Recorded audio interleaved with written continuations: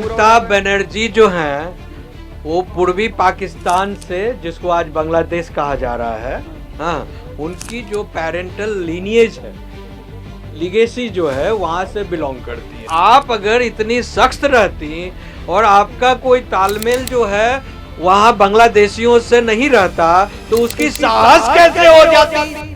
हाँ, कैसे कोई बांग्लादेशी साहस कर लेता? ममता बनर्जी ऑनरेबल सीजेआई के सामने और ये दो ऑनरेबल जो जिनका कलकत्ता हाई कोर्ट से बैकग्राउंड है, उनके सामने इस तरह से छाती पीटने लगी एकदम कि हमारा डेमोक्रेसी खत्म हो रहा है, वेस्ट बंगाल को बचाइए, बंगाल को बचाइए, कॉन्स्टिट्यूशन को बचाइए, जुडिशियरी खतरे में, उसको बचाइए। ये असेंबली इलेक्शन में वेस्ट बंगाल में सीएम ममता बनर्जी का सरकारी कंटिन्यूड होता है तो हाई चांसेस है कि वेस्ट बंगाल को काट के इंडिया से अलग थलग करने का साजिश हो सकता है। सामने जो हल्ला बोल किया था हमने देख रहे हैं, उसके बाद एसआईआर मुद्दे पे इलेक्शन कमीशन को जो फटकारा लगा लगा के ऑर्डर आ रहा है, उसी ऑर्डर कौन कौन जजेस पास कर रहा है? ईडी वर्सेस ममता बनर्जी, इस मामले में पहली बार लगा कि सुप्रीम कोर्ट का शिकंजा ममता बनर्जी पर कसता जा रहा है, लेकिन उसके बाद एसआईआर पर जो आदेश या डायरेक्शन कहिए दिया गया, डायरेक्शन ही कहेंगे मैं, उसके बाद परिस्थितियां ऐसा लगा कि कहीं ना कहीं चुनाव आयोग भी कटघरे में खड़ा हो रहा है। लेकिन इसके बीच में अब जो बात करने वाला, ये बात आपको पॉइंट, लेकिन नई बात क्या आई है कि देखा होगा सरकार ने सीए कानून लाया, यानी कि ईस्ट पाकिस्तान से जो शरणार्थी आए थे उनके लिए सुविधा हो, वोट बने, नागरिक सुविधाएं मिले, तमाम उनका उत्थान हो, तरक्की हो। लेकिन अब एक नई चीज पश्चिम बंगाल में आ रही है, शायद बहुत से लोगों को ना पता हो, चूंकि आप बंगाल से आते हैं तो पश्चिम बंगाल से तो पता। नई चीज आ रही है, वो ये कि ईस्ट बंगाल से आए हुए लोग और स्थानीय बंगालियों के बीच में रस्साकसी है सही बात या मैं झूठ हूँ? मैं पहला बात तो ये कहूंगा, जियोग्राफिकली पॉलिटिकली ईस्ट बंगाल नाम का कुछ है ही नहीं। जो कॉन्स्टिट्यूशन का आर्टिकल 1 में है only West Pakistan, East Pakistan, yes East Pakistan था 1971 तक, फिर वो आज़ाद होके इंडिया का ही हेल्प से बांग्लादेश बना। और जो सीए का कानून है वो 2014 का एक टाइम लिमिट तक जो हिंदू शरणार्थी जो सब हो गया पता जी। हाँ, ये रस्साकसी है कि नहीं? ये हाँ, वो तो बिल्कुल है, क्योंकि जो जैसे मणिपुर में देखा मैतेई वर्सेस कुकी मैटर, जो एकदम वार का रूप में आ गया, तो देसी लोग देसी होता है और जो रिफ्यूजी है, जो कच्चा फैक्ट में बताया जाए तो उनका जो अधिकार और देसी लोगों का अधिकार, ट्रेडिशन, इसके अंदर तो टकरा रहा है। हाँ, टक्कर तो है। हम भी भुगते हैं। हम कोलकाता में पढ़ाई लिखाई या रहने के लिए जाते हैं, हमारे ऊपर जो है पूर्वी पाकिस्तानी ओरिजिन का सुप्रीम कोर्ट में खड़े होकर आप इसकी बात क्यों कर रहे हैं? सुप्रीम कोर्ट में ये फैक्ट है और इसके ऊपर हमने झेल चुका है। हमने प्रेसिडेंट्स रूल का रिपोर्ट जो दाखिल कर चुके हैं, उसमें जो आज सेंट्रल गवर्नमेंट जो बोलने जा रहा है, हम तो रिपोर्ट यहाँ पर वो बात कैसे आ रही है? ये यहाँ पर इस बात ऐसे आ रहा है कि इसमें जो एसआईआर का मुद्दा आया है, एसआईआर का मुद्दे में देखा जाएगा कहाँ से आए हो, कब आए हो, ठीक है कि नहीं है, घुसपैठ है कि नहीं, तो इसलिए ये आ रहा है। प्लस वहाँ का माहौल जो है पॉलिटिकली ऐसे हो गया है कि देसी। आप मुझे वो सवाल जवाब ही नहीं दे रहे दत्ता साहब। मैं पूछ रहा हूँ कि ये बात यहाँ पर सुप्रीम कोर्ट पे खड़े होकर के कहने के पीछे क्या है? आप मतलब वहाँ यहाँ पे जो पूर्वी पाकिस्तान यानी कि आज का बांग्लादेश से आए लोगों का क्या लेना देना है? नहीं, ये तो आपने पूछा, बाकी तो मुद्दा जो है आपने ED versus West Bengal and Mamata Banerjee का पूछा और साथ में इलेक्शन कमीशन का जो मैटर है इसके बारे में, एसआईआर के बारे में बताया। तो उसमें ऐसे जो अभी ruling establishment of West Bengal है वो ईस्ट पाकिस्तान ओरिजिन का लोगों ने ही कई डिकेड से चला रहा है, ज्योति बसु का टाइम से। तो उससे जो है देसी लोगों को परेशान किया गया और देसी लोगों अभी आपके पास फिर आऊंगा। आपने वो यहाँ पे सुप्रीम कोर्ट में ये जो बात आ रही है कि ममता बनर्जी भी पूर्वी पाकिस्तान यानी कि आज के बांग्लादेश से आई हुई, इस तरह का उनका ओरिजिन है, ऐसा क्या है ये मामला? देखिए, ये बात आपको मानना होगा। दत्ता साहब बोलना नहीं चाह रहे हैं? हाँ, नहीं, मैं आपको बता देता हूँ। दत्ता साहब नहीं बोलना चाह रहे हैं तो मैं बता देता हूँ। दत्ता साहब का कहना ये है, ओरिजिनली ये कहना चाह रहे हैं कि मुद्दा तो ममता बनर्जी जो हैं वो पूर्वी पाकिस्तान से, जिसको आज बांग्लादेश कहा जा रहा है, हाँ, उनकी जो पेरेंटल लीनिएज है, लिगेसी जो है वहाँ से बिलोंग करती है, और वहाँ से आने के कारण ही जो है उनको ये लगा कि भाई बंगाल को, जो पश्चिमी बंगाल है, उसको हमारा पुराना लीनियज से कनेक्ट कर कर उसको एक ग्रेटर बांग्लादेश बनाया जाए। ऐसा कहाँ हो गया? हाँ, यही तो हुआ। आप जैसे देखिए, हादी ने जो रिपोर्ट जारी किया, जो धमकी दिया। नहीं नहीं, धमकी नहीं दिया, मैप, बाकायदा मैप। जो मैप जारी किया उसने, जो अभी किसी ने गोली लगाकर मार दिया उसको, सुने। तो उसने तो पश्चिमी बंगाल को और कुछ पार्ट जो बिहार का है, झारखंड का है एंड आसपास जो है, सबको लेकर एक ग्रेटर बांग्लादेश की बात कर रहा है।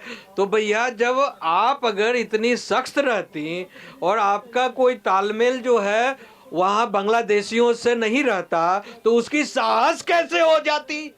हाँ, कैसे कोई बांग्लादेशी साहस कर लेता कि भारत के इंटीग्रेटेड पार्ट को, जो वेस्ट बंगाल कहा जाता है, जो संविधान के द्वारा 100% आर्टिकल 1 के द्वारा प्रदत्त है, और कहीं से बांग्लादेश का कोई पार्टी नहीं है, सर, एक तो चीज उसको सर। जो है, उसको किस मैं सिर्फ किस इतना- आधार पर जो है वो कह सकते हैं? सर एक चीज आपसे पूछना चाह रहा हूं, मैं समझ गया। हाँ। आपका मुख्य मुद्दा ये है कि जो हादी था, जिसको किसी ने गोली मार दी, पता नहीं किसने मार दी, उसको जो है उसने नक्शे में पश्चिम बंगाल शामिल किया, उसने नॉर्थ ईस्ट भी किया था। उससे क्या होता है? वो तो एक अलग मैटर हो गया। वो तो कर लेगा तो वहां के लोग, हमारे लोग थोड़ी शामिल हो जाएंगे। आपको ये लाना चाहता हूँ, अगर वो कोई हमारा, या चाइना है, वो कुछ ऐसा शामिल करता है, तो हमारे देश के लोग शामिल हैं। इसकी कनेक्टिविटी में ये लाना चाह रहा हूँ कि एक जो है स्टेट चौविनिज्म होता है, रीजनल चौविनिज्म होता है, समझ गए ना? कि अपने प्रदेश, आप कहीं भी जब विदेश में रहते हैं तो आपका भारत के, अच्छा अच्छा आप भी आइए मेरे साथ बैठिए, या आप या हमारे बिहार के हो, हमारे बंगाल के हो, अच्छे बढ़िया, आपके प्रति एक जो है लीनिएज, एक तरह का जो है, क्या कहते हैं उसको, अपनापन सा फील होने लगता है। यहाँ बात जो है, अलीपुर द्वार कौन सा जगह है, कॉरिडोर जहाँ पर सिलीगुड़ी इसका कॉरिडोर, जवाब मैं दे रहा हूँ। उन्होंने वहाँ पर जो है, वहाँ पर जो है अभी एक एक्सटेंशन हुआ था इसका, हाई कोर्ट का जो है बेंच का एक एक्सटेंशन बिल्डिंग बना था, वो तो जलपाईगुड़ी, हाँ जलपाईगुड़ी में। तो वहाँ से ऑनरेबल सीजेआई और जो हाई कोर्ट बंगाल के जो है 2 जजेस जो है वो भी वहाँ गए हुए थे। तो वहाँ पर सुप्रीम, वही सीजेआई की तो बात कर रहा हूँ, और 2 सुप्रीम कोर्ट का जजेस भी गए। सुनिए ना भाई, वो जो 2 हाई कोर्ट के जजेज पहले वेस्ट बंगाल में थे, यहाँ पर अभी ऑनरेबल जजेज हैं सुप्रीम कोर्ट में, तो उनको भी ममता बनर्जी बुलाई थी, हाँ, स्पेशली कि आप भी आइए। तो बिकॉज वहाँ हाई कोर्ट के कारण उनका एक अच्छा अंडरस्टैंडिंग था। तब वहाँ जाने के बाद जो है ममता बनर्जी ऑनरेबल सीजेआई के सामने, और ये 2 ऑनरेबल जो जिनका कलकत्ता हाई कोर्ट से बैकग्राउंड है, उनके सामने इस तरह से छाती पीटने लगी एकदम कि हमारा डेमोक्रेसी खत्म हो रहा है, वेस्ट बंगाल को बचाइए, बंगाल को बचाइए, कॉन्स्टिट्यूशन को बचाइए, जुडिशियरी खतरे में, उसको बचाइए, ये and we all are under your custody milord. इस तरह से लग रहा था वही सुप्रीम कोर्ट का जो है प्रैक्टिस वही चल रहा है। सब कोई एकदम सदमा में आ गया भाई, बिकॉज वो तो नौटंकीबाज है ही ममता बनर्जी। इस तरह से जो है स्टेज ड्रामा करने लगी वहाँ पर कि भैया इनका कुछ द्रवित मन हो गया। उसके बाद जो यहाँ जितना भी ऑर्डर पास हो रहा है, समझे ना, हमारे लोग मर रहे हैं, ये हो रहे हैं, वो हो रहे हैं, उसके बाद सारा जो है SIR के खिलाफ भी बहस हुआ 2019 तारीख को, और फिर 20 को आया। तो फिर उल्टा ही जो है SIR गलती कर रहे हैं, वहाँ BLO को जो लोग मार रहे हैं या जिनके प्रेशर में मर रहे हैं, उन्हीं के TMC के सिंडिकेट के लोग हैं, ममता बनर्जी के लोग हैं, जो उनको पूरा तरह से जो है गिरफ्त कर कर मार रहे हैं। और एलिगेशन किसको लगा रहे हैं? इलेक्शन कमीशन ऑफ इंडिया को। हाँ। आप बताइए, आप बंगाल में देख रहे हैं क्या हो रहा है, सच्चाई क्या है? इसमें इन्होंने जो बोल रहे थे, आपका 2 सवाल का जवाब मैं क्लियरली दे रहा हूँ। जो जलपाईगुड़ी कॉरिडोर वाला और उससे पहले ईस्ट पाकिस्तान का कनेक्शन क्यों है, इसका जवाब ये है, अगर अगले असेंबली इलेक्शन में वेस्ट बंगाल में CM ममता बनर्जी का सरकारी कंटिन्यूड होता है, तो हाई चांसेस है कि वेस्ट बंगाल को काट के इंडिया से अलग थलग करने का साजिश हो सकता है। तो देश का एकता, अखंडता, संप्रभुता और सुरक्षा बहुत बड़ी बात कर रहे हैं, बिल्कुल असंभव सी बात है। हाँ नहीं, हो नहीं, सकता ये है, चांसेस सही बोल रहे है हैं। क्योंकि खागरागढ़ ब्लास्ट पूर्व बर्धमान से जो मैं बिलोंग करता हूँ, वहां से ही ग्रेटर इस्लामिक बांग्लादेश का जो साजिश था उसमें ये वेस्ट बंगाल सीएम और उनका पॉलिटिकल पार्टी का इन्वॉल्वमेंट साबित हो गया था। और वहां पे एनएसए अजीत डोभाल भी गए थे। वहां का एसपी जो था सैयद मोहम्मद हुसैन मिर्जा, इन्होंने जो ब्लास्ट का मटेरियल्स मिला था दामोदर रिवर के बेड में जाके पहले ही एनआईए पहुंचने से पहले ही उसको ब्लास्ट करके उड़ा दिया था, ये डिस्ट्रक्शन ऑफ एविडेंस के लिए। तो उसी टाइम ही ये ब्लूप्रिंट होके रखा था। अब ये चुनाव के बाद इन लोगों ने अगर आ जाएंगे तो इनका हाथ में पावर रह जाएगा और सेंटर जो है ये कुछ नहीं कर पाएगा, घेंगा मिलेगा। हमने राष्ट्रपति शासन का कितना भी रिपोर्ट दे बड़ा बड़ा तो लगाता नहीं है। स्टेटमेंट देके अमित शाह जी बैक ट्रैक कर जाते हैं, 200 सीट जीतेंगे, जीतता नहीं है, 77 में खत्म हो जाता है। ममता बनर्जी काट पीट के उसको 70 के नीचे करा देता है। तब जो है इन लोगों का जो हल्ला बोल स्टार्ट हो जाएगा, चलो जैसे राष्ट्रपति शासन जैसे और मैं बता मैं बोल रहा हूँ, इसका जवाब मैं ही दे रहा हूँ। अब एक है वो और दूसरा है एसआईआर के ऊपर ये जो जजेस का बात कर रहे हैं, मैं नाम लेके बोल रहा हूँ। Honourable CJI Suryakant ji, honourable mister justice Dipankar Datta और honourable mister justice Joymalya Bagchi. Supreme court का ओर से 3 जज ने जलपाईगुड़ी सर्किट बेंच का नया भवन का उद्घाटन में शायद 17 जनवरी तक वहां पे मौजूद थे।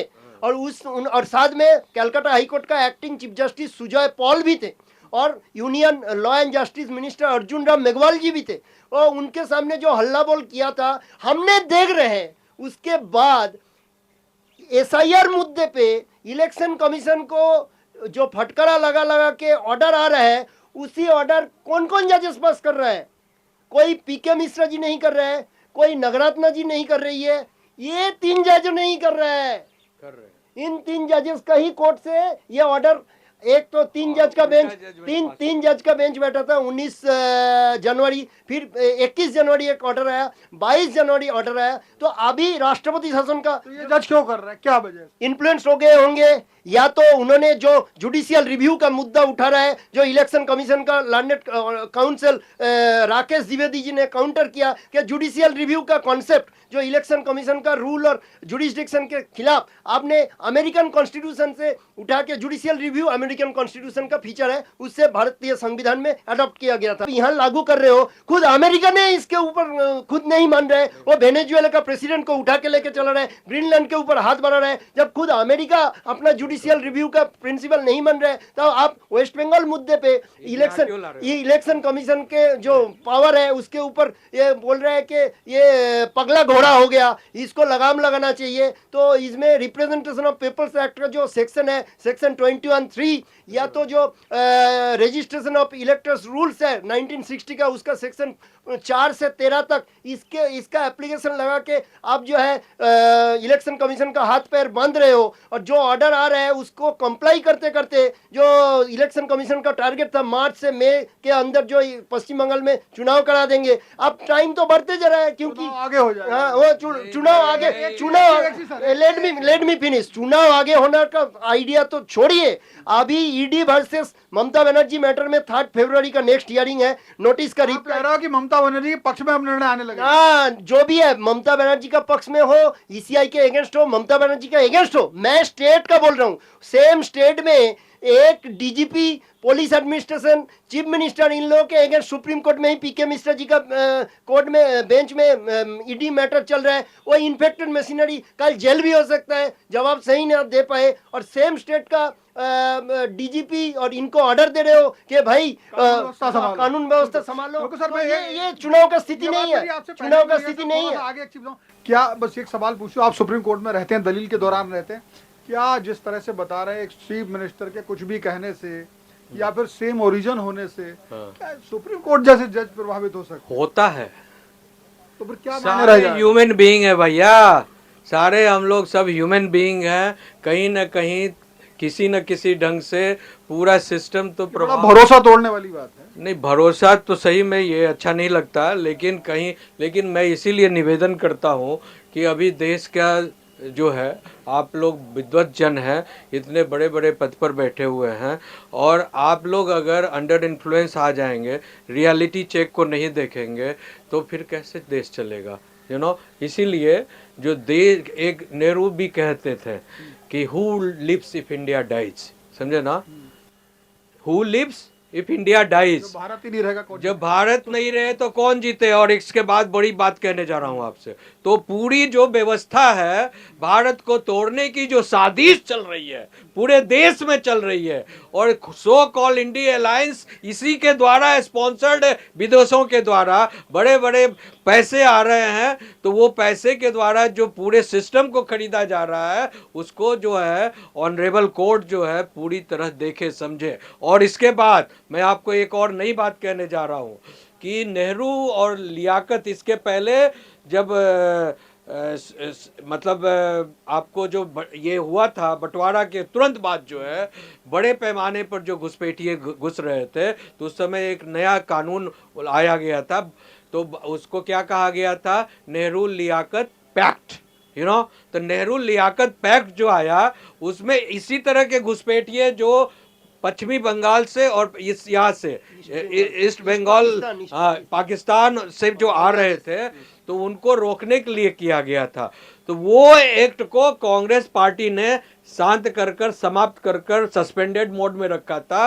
अभी जो आसाम में जो प्रक्रिया हो रही है उसको एक्टिवेट, जैसे अभी जो है आसाम के जो मुख्यमंत्री जो यूज कर रहे हैं और जो घुसपैठियों को भगा रहे हैं, वही नेहरू लियाकत पैक्ट को एलाइव कर रहे हैं। तो अभी वेस्ट बंगाल में भी मैं निवेदन करता हूं कि जो नेहरू लियाकत पैक्ट है उसको फिर से एलाइव किया जाए, और पूरे भारत में जहां से भी जो घुसपैठिए विदेशी घुस रहे हैं उस पर एनेक्टमेंट किया जाए। बिल्कुल। तो लेकिन हमारा जो सवाल था वो जिस तरह कहा गया कि दत्ता साहब नहीं बताया, ध्रुव कुमार जी नहीं बताया, कहीं ना कहीं ये कह रहे हैं कि जो सुप्रीम कोर्ट के फैसले ईडी वर्सेस ममता का जो पहला था मामला, जिसमें वो फाइल लेके भाग गई थी, उसके बाद से जो जलपाईगुड़ी में हाई कोर्ट की बेंच का एक नई बनी वहाँ पर पहुँचे, उसके बाद से इनका कहना ये है कि कहीं ना कहीं वो प्रभावित हुए हैं और निर्णय अब ममता के पक्ष में दिखाई देने लगे हैं। फिलहाल इस वीडियो में इतना ही।